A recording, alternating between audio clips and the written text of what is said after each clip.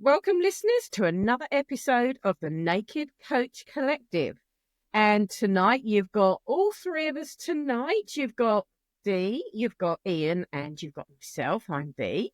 Hi. And tonight, we're sort of like doing something different because Ian has thrown a spanner in the works, but a really good spanner, okay? Ian has written a book. And I'll be honest with you, it's been a very quick turnaround. I'm not sure behind, when he decided this, because maybe I've sort of missed some stuff, but actually it was like 1 minute he was talking about it, then it was out, then we were buying it, and it's really, really good. I've thoroughly enjoyed it on my train journeys backwards and forwards with my new job. So that's what we're going to review tonight, but we're also going to relate it to coaching subjects, particularly around mindset and stuff. So it's great to have Ian here, who is now a recognised author, and also I've read the Kindle copy, and Dee has the hard copy. So without going into too much detail, because I don't want to, I'm going to refer first to Ian. And I'm going to ask him his inspiration for doing it. There you go. Thank you for that, B. Very kind words. So the book is called Summit to Freedom. And it's about rediscovering freedom, clarity. Rediscover freedom, clarity, and purpose through the power of adventure. And it's about,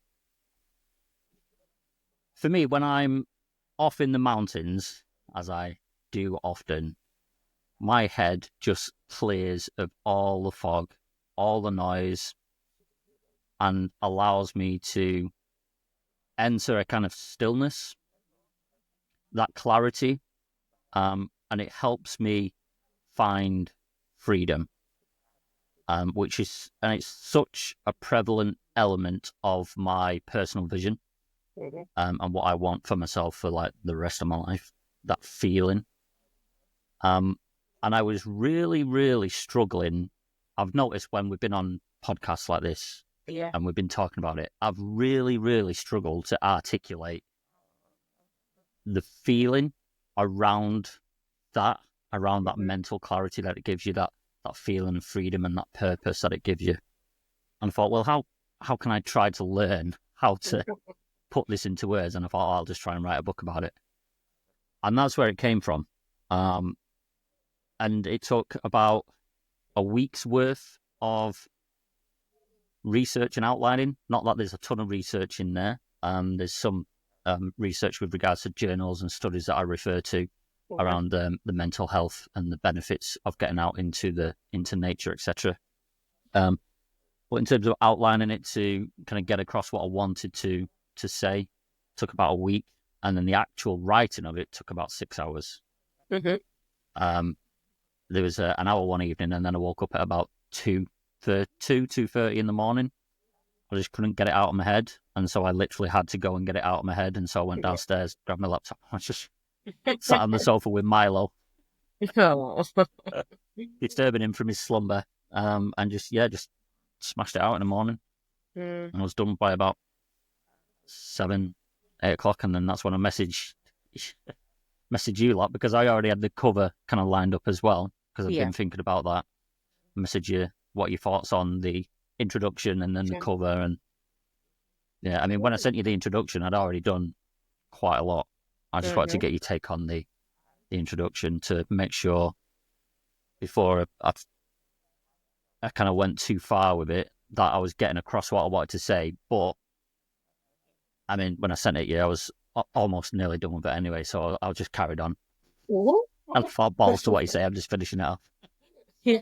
In fact, I didn't even read it before you even published it, because I had exactly. My opinion just wasn't important. Not important. No. I don't care. Balls to you. I'm doing it. Well, the thing that was going through my head when I thought that was imperfect action. Just get it done and get it out. Otherwise, I'll just be stuck in this loop of. I'd have come to you, Dee, and gone, can you just spell check this for me? Get the old red pen out for me, D. But you're right. It's like imperfect action, isn't it? And we've talked about that before. It's about if it's there and it's burning and you want to get it down and you want to get it out, then just do it. You know, how can there is no right or wrong in that because it's come from you. And I think what I was going to say is anybody listening, if you are thinking, well, I don't walk in mountains, I'm not going to be walking in mountains. Because I don't walk in mountains because, unfortunately, I have a knee issue that wouldn't allow me to walk in mountains. But the point is,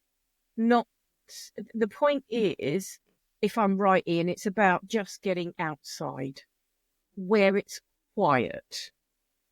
Is that so? You can use what I'm saying is you can read this book and still totally relate to it, even if you don't walk in the mountains. Yes. Yeah, absolutely. So, I generally want people to get out more in nature going for a walk is obviously beneficial, not only to your physical state, but your mental state as well. And that applies to walking anywhere. However, as I point out in the book as well, there are studies that show that people who walk in nature versus people who walk in urban areas experience even less stress, even less anxiety. And so walking in nature has even more of a what does it say in the book? It has more. It allows the mind to recover from mental exhaustion better than if you're walking in a town, a built-up area, concrete jungle. It's the noise as well, isn't it? In a concrete. Yeah, exactly. It's that complete quiet and stillness. It's just the sound of the wind in the trees. Do you know what it reminded me of? I live reasonably coastal. In the summer, I don't go there because it's so busy. Right? It's because when we get hot weather, which is not often enough, people flood to the coast, and I get it and I understand it. But what it reminded me of was walking on the coast during winter when there's not. And you know, on a winter's day when there's warm sunshine coming through, there's more people around, yes, but there's not the chatter or the noise. And if you walk on the coast when it's a windy day, for instance, where it's cool, you know, there's no sunshine out, but and it's either raining or it's windy. That's the same sort of feeling. That's the feeling, the feelings you're explaining in the book and the clearness that comes with that. So what I'm trying to say is you can transfer this, but I get what you're saying, Ian. It definitely needs to be quiet wherever you are getting out. Yeah, and it kind of reaffirms a kind of sensory experience of calmness. It calms the mind and it fosters a sense of peace. Is what I've found.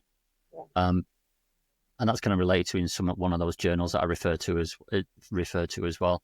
And my kind of experience firsthand as well, it's that noise that I was experiencing on a daily basis with my job. That fog of noise, just overwhelming. Shut the laptop down at the end of the day, just want to sit in silence. But that silence was never enough. I didn't want to speak.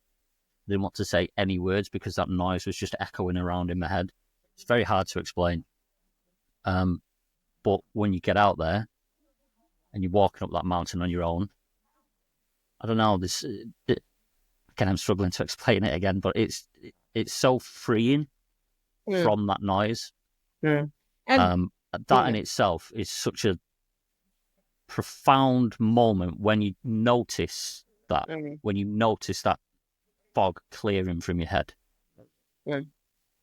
Sorry, go on, I talked over you. I was going to say, so it's interesting because obviously now your coaching is around dream building. Okay, your mastery, I think that's what I read. Isn't that Sorry, right? say that again. Your course is it said I was reading it this afternoon. I should mark the page, and you said Ian is you're a mastery of dream builder course. Life mastery consultant. That's it, life mastery consultant. Look at that. I couldn't remember what it said. It's just a lot of fancy words. No, but the point is, what I was trying to say is, so that's what you do a lot of work around dream building now. Now, the interesting thing about this is I haven't done Ian's course yet, but Dee has, and Dee has now read the book, and she's got the posh hard copy version. And I'm interested to hear from you, Dee, around that you've done Ian's course, and now the book's been written, the relation of the two, and how you sort of experience it or see it. Well, I mean, I do think that there's a connection. There's definitely the connection there, but I didn't read it with a view to connecting the two together. So, yes, I wanted the hard copy because I like to flip through pages. So when I first got it, I looked at it and I wasn't sure what I'd find because it says Summit to Freedom. So is it going to teach me how to climb a mountain? Is it going to teach me or, tell me what to pack in my backpack? Or, is it a practical guide to climbing a mountain? But it's not. So if you're looking for that's not what it is. But what it was inspirational and inspiring me to get outside, to appreciate things in nature are bigger than us. So when I'm sitting there trying to think of ideas to get down or trying to keep up with a certain deadline or trying to do something, it reminded me that I can get out in nature and mountains in particular and understand what my place is. Not that I'm insignificant, not that any of us are insignificant, but that our place is small, that our being is small compared to the vastness of nature and the mountains. So, like you, I live by the coast, and I've been very fortunate to travel to a lot of places that have got mountains, and I've been up a few in my flip-flops. I haven't, will do. I'm in Greece. Nothing wrong with flip-flops.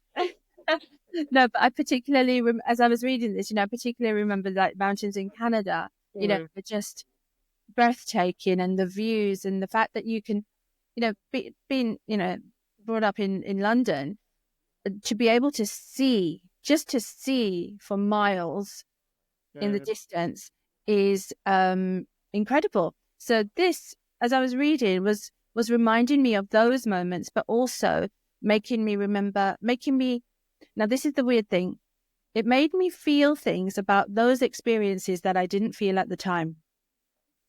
Does that make sense? Yeah. Interesting. Yeah. Maybe it's because I think often we do stuff and we feel certain things when we're doing them, like Ian's put in the book, when you're climbing the mountains, it feels like this and it feels like that. Yeah. We often don't reflect afterwards. So, and I think it's when you reflect afterwards, you are aware of all those feelings that it gave you at the time, but reflection allows you to feel more, to understand more. Yeah. And also, that's exactly what happened, because at the time, I wasn't in this field of coaching, of self-development, of all of this, and the dream building. But I do remember sitting there, looking out over nature and nothing else. And I do remember that feeling of awe and that feeling of my place in the world. But I did not in this sort of perspective. And so I was reading it, and I was there visually in my mind. It was wonderful. And then another standout thing for me as well in the book, and I love the way it was written. Are we going to talk about how it's written later, or shall I go? Yeah, for it. I'm not prescriptive. I'm just like, I'm not being prescriptive. Yeah.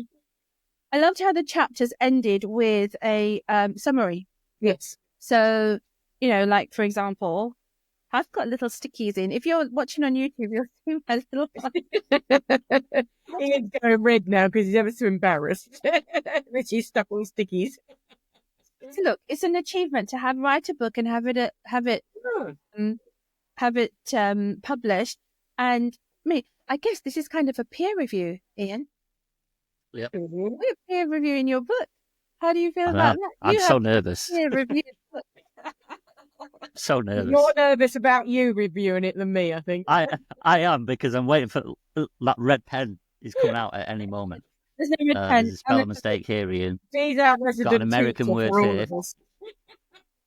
I didn't look at it in that way. I was just getting a feel for it, and what I was doing is every page I was turning, I was getting an inspired quote or something to say, and I will read a couple later. But the point what I was trying to make was, you read a chapter, they're not very long, you get a feeling from it, and then it's a little summary, and then it gives you, when you go up that mountain, things to think about, things to bring to mind.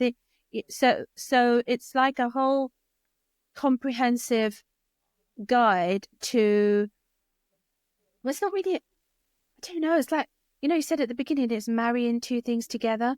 So it's that you get up the mountain, you feel the awe and the wonder and the magnificence of it, and then you take some of that in, you make it work for you, and you take it home, and then you're a fantastic leader. It's like, whoa, win-win, right? Frank, I'm so glad you said that. That is, I'm so happy you said that, because that's one of the main things I wanted to get across as well, is that you can try and take this home with you. That feeling, that freedom, that peace, that calm, whatever answers come to you when you're in that moment. And there's questions in there that you can go through, like you say, Dee. So obviously you've got to buy the book to see those questions. I'm going to read some. But I wanted people to have the ability to know how to take that home with them. So that's why I set some of those questions. And as you were talking then, the start of what you said, when you said you were reflecting on periods from your past and feeling it then, I was like, I was literally thinking earlier, what I didn't put in the book was talking about how I used it to reflect on coaching sessions that I'd had when I was up there. When I got to that moment of stillness, I would then go through some of the coaching conversations where I'd had breakthroughs and look for, I was just able to see a deeper meaning behind those little breakthroughs as well. It was so weird. But without that stillness, I wouldn't be able to see as much as I did in just, as much as I would have just from the coaching conversation itself. So being up there and being able to reflect on that as well whilst I was up there, is really something that's helped me along in kind of my journey anyway. And I can see exactly what you mean. And the thing is, you do say several times in here, it's not always just about the mountains, but then you go back and you say, well, it is kind of about the mountains. And, I see, where B was saying it's about being in nature, it's about being in a quiet place, but I think there is something magnificent and special about mountains. And so after I finished reading this book, I actually Googled mountains near me, because, I live on the South Coast, it's like, you look outside, there's sea out there, yes, but there's no mountains, and then, so I've kind of, start thinking about, well, maybe there are places to explore anyway that aren't mountains, but are quieter.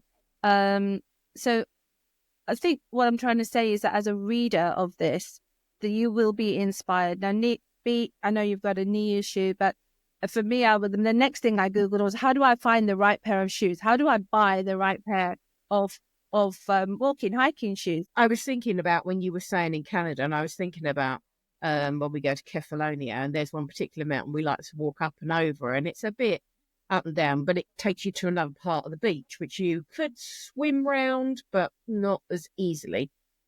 And I remember being up at the top, and even though the beaches either side have people on them, there's no noise up there. You can't hear, and you're looking out purely. You can see, I don't know what it is over there. It's another Greek island, but it is just so clear. And the thing is, in this country, unless we've got a really clear day, walking up in the mountains, you don't get such a clear view of stuff. I don't think it's beautiful, and you get lovely views of different parts of mountains and whatever. But to get that, like you said in Canada, just to get that pure, clear view that just seems to go on for miles, is lovely. And let's face it, if I can do it in flip-flops that don't hurt my feet, then I'm happy. So What I'd say to that is that I kind of wish, and when I do go back to those points and up the mountain again and sit and look at the view, I actually would like to close my eyes and feel. So, it doesn't matter, I suppose, if there's a fog coming down or, that kind of thing. There's something that I haven't done yet in that sort of a situation. It's just because I think somewhere in the book it does say when you sit there and you just close your eyes and you meditate for a bit, and I think that would be something that it's definitely that I'd be looking forward to. I'll have thought about a few of the thought question, and I want to. All your other senses are heightened, aren't they, when you close your eyes? Absolutely, yeah. So the wind noise, the feel, the breath, all of that. Everything is heightened, yeah. Yeah. So I'm actually really quite looking forward to doing something like that. Yeah, nice. I'll enjoy that. Thanks, Ian. You're welcome.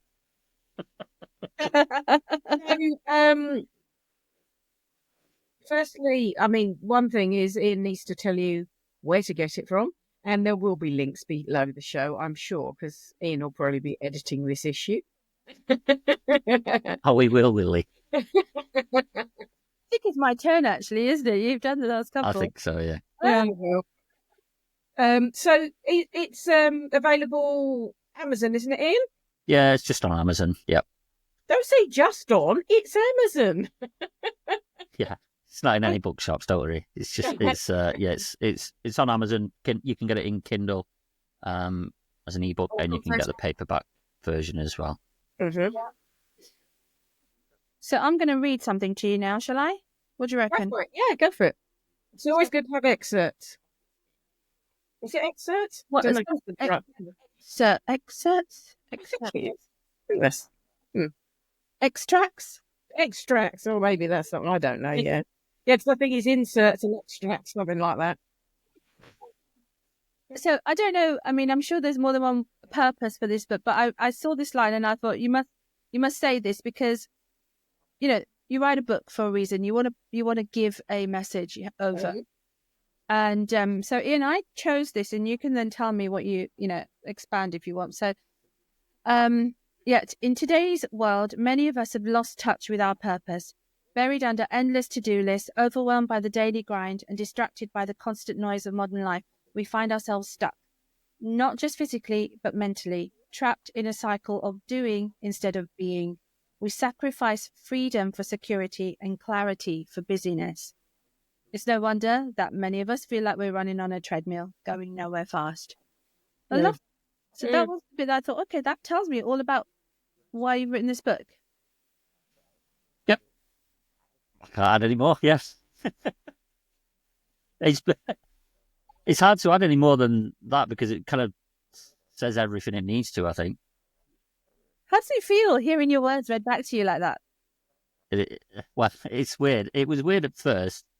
And I was reading, so I so late. As I was writing, I was like, "Oh, that's a really good line. Well done, Ian." Pat on the back. Love it. And I'll read that one out. And that was let's see. It's about stepping away from the noise long enough to hear the whispers of what truly matters. Oh my God, that was so good. That. I was like, how did I come up with that? It was because it was like 2:00 in the morning. I tell you, look, I've highlighted that very. Look, it says, "It's about stepping away from the noise long enough to hear the whispers of what truly happens, or truly matters." Honestly, wow! I could have written this book. No, it was those very things in that extracts that you read out, Dee, that was just rattling around in my head on a constant basis as to what I was at that particular time before I got into coaching. And it's kind of driven my whole coaching journey, so to speak, that rattling around of that being on a treadmill, searching for something more, knowing that there's something more out there for you, but not knowing what that something is. So yeah, I don't know. It's exactly what it says, and from what you just read out. Would you say that this book is designed to have people who are like you, were a while ago, sort of knowing that there's something more out there, not sure how to do it, not even sure what it is, but realizing that they want, but as well as that, because look, we can all say, oh, I want to do this and I want to do that and I want to be there. But you need to have the oomph and then get up and go to do it. So if you've got the oomph and then get up and go to go and climb a mountain, right? That's going to translate into your life and into your work, where you have got that same gumption and push and drive to be a leader that excels and does a great job. So was that in your mind at all when you were writing, that sort of parallel strength? Partly, not a whole lot. I kind of just wanted to help people understand how beneficial it is to be out there, and tips to take it back with them, because I know how stressful and busy it can be, and how overwhelming and noisy it can get, and how lonely it can get as well. So I think there's a part in there where I talk about you're the one people go into for answers, you're the one people go into for direction, and leadership. And that position can get very lonely very quickly. And I wanted to kind of not reiterate, that's the wrong word, to explain to people in those situations that when you go out into the mountains, there's an ability there for you when you connect with that stillness, when you eventually find it, where all that kind of just washes away. That fog of noise just lifts. That responsibility just drains away. Yeah, I'm struggling to explain it again now. Just read the book. Exactly. There was one thing I did come to mind of several times as I was reading, and it's a question. So, you encourage people to get out there and hike, go hiking, climb a mountain, get up there. Mm-hmm. You know,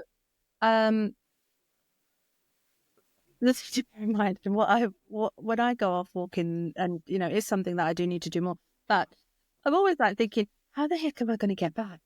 Right? So you don't mention that anywhere in the book. You plan your route before you go. So you don't go up and down; you sort of go round. Is it sort of like a? You can do whatever you want, Dee. Right. Okay. You can do whatever you want. Sometimes you go there and then just back. Sometimes you go round. You do know that when Dee goes, if she gets lost, she's going to be ringing you. Well, that's it. Yeah. Hopefully, she's got no signal though. I'm just come with you. I won't be like, right, okay, I'm going to join you now. The book was about peace. Dee. Yeah, not getting lost. Not about going with Ian and talking his ear off. I can be peaceful. I know I can. Trust me. I'm not easily, but I can definitely keep it if I need to.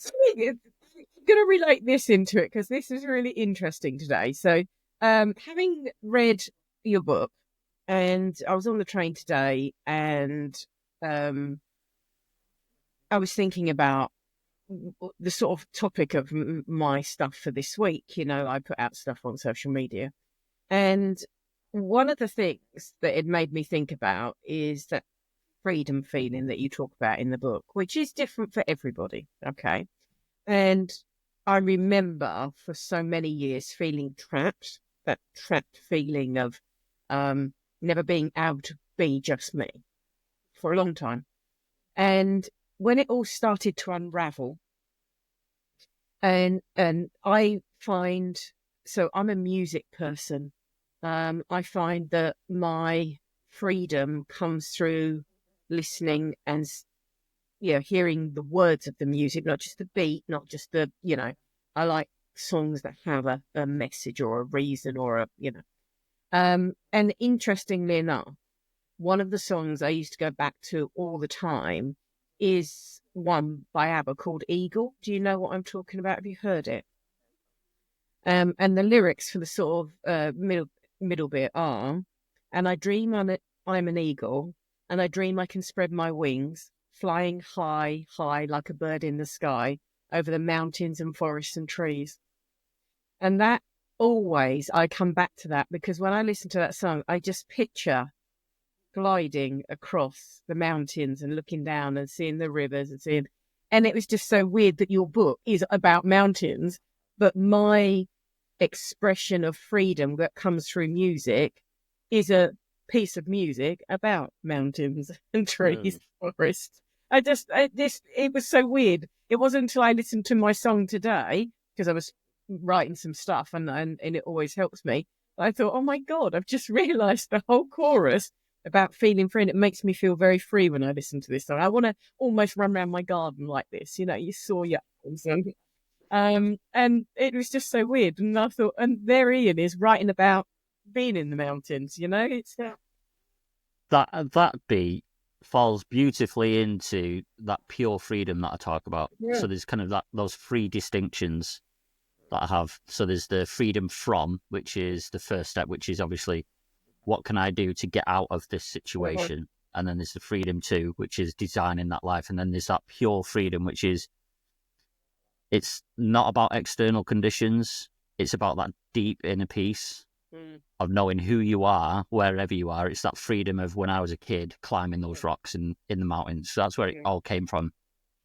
Sitting by a roaring fire when I was traveling by a lakeside, it's that pure freedom. And when you said that, I just want to go like this in the garden. Yeah. It's that. It is. It was just so, it only dawned on me today while I was travelling on the train, and I put the song on because I'm writing some stuff about it. And I was like, oh my God, this is just what I've read, what Ian's written.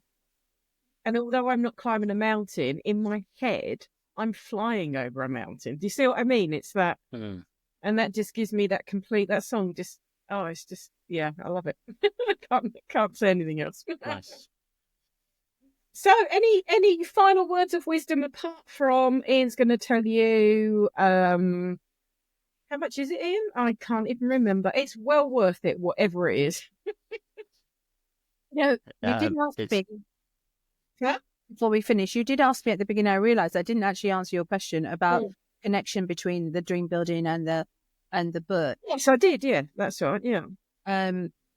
It feels as though there's the marrying there because it's about exploring your dream, exploring yourself to realizing what your dream is, and that self understanding that you get from the peace and that from being up, from doing your hike and walking up the mountain, and you're facing your challenges, you're getting resilience, you're building your strength, and all those things, you're taking them into your dream with you. So that is what I sort of saw as a connection between the two and how they work together. Is that the right sort of track there, Ian? Yeah, I mean, I didn't, as I was writing it and as I was doing the outline for it, should I say, I didn't really have my program in mind when I was writing it. However, because I love doing that program so much, it was just kind of ingrained in what I was writing. So after I wrote the outline, I didn't see it there, but as I was writing it, I saw it there. If that makes any sense.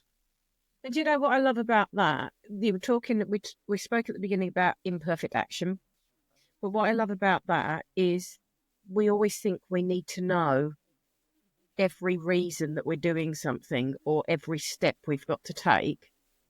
But actually, sometimes we just need to let it unfold without trying to control it. And I think if I'm writing, that's what you were saying. You were writing it because you wanted to write it. But then the purpose of the outcome became clearer as you started to write it, that it did. Exactly, yeah. Yeah, exactly. Yeah. Well done. Yeah. You just needed to start. That's the point, isn't it? And we always say that, just start.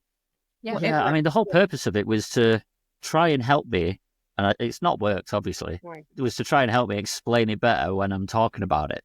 It's not helped me at all. I'm going to have to go back in and read it and be like, okay, what did I say here? Okay, this is it. I'm just gonna have to sit here and read out extracts of it.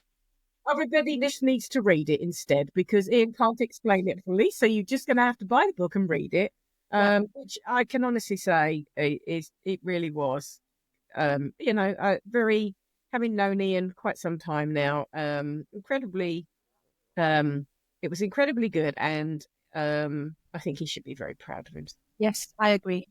Well done. Well done, that man. Thank you. Yeah, it's very kind of you both. Yeah. Okay, so anything else to finish off the session? What we do we know what's on the next week after this one? Christmas. Yes.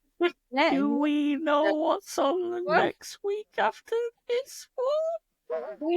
I'm saying that, listeners, because I tend not to look at the chart. I tend to just let them tell me what we're talking about. Because Ian and Ian tend to do most of the, well, they do all the editing because I haven't learned yet.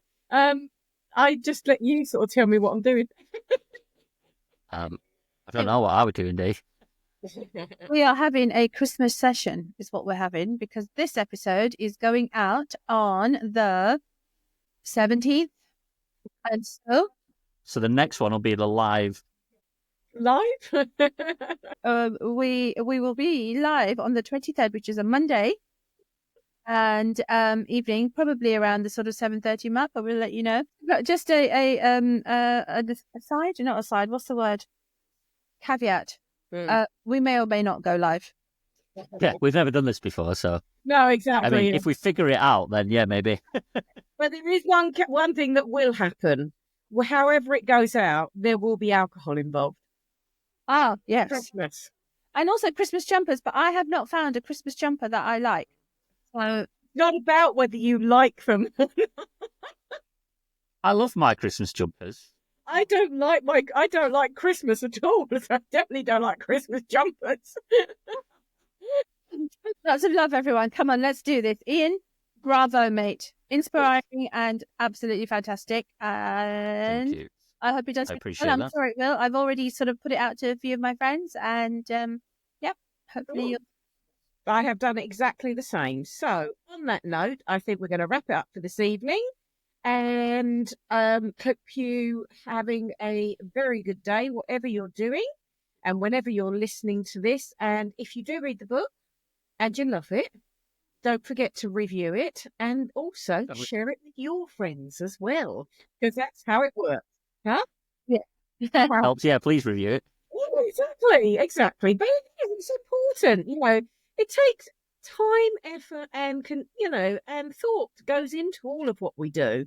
We're all very genuine on here. We're not doing stuff that we're pretty honest. We're pretty straight up. And if we weren't 100% sure about it, even though we wouldn't sort of like fluff, I think is the word. We wouldn't rave. We wouldn't rave, and we wouldn't, yeah. So, I mean, we wouldn't be doing this episode if you didn't like it. I just told you to your face, Ian. You know that. Yeah, exactly. Yeah, Ian's reading a book. Okay, let's talk about mindset. But no, actually, it's really whatever. Ian.